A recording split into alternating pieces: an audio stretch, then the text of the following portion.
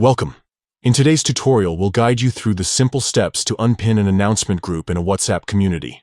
If you've pinned an announcement group and no longer need it at the top of your list, this quick guide will help you stay organized. Let's get started.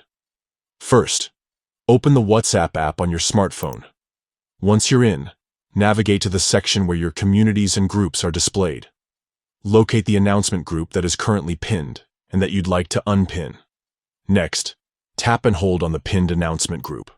A menu with several options will appear at the top of your screen. Among these options, look for the Unpin icon. This icon typically looks like a small pushpin with a line through it. Finally, tap on the Unpin icon. And just like that, the announcement group will no longer be pinned to the top of your list. It will now move back into its regular position among your chats, keeping your WhatsApp interface clean and organized.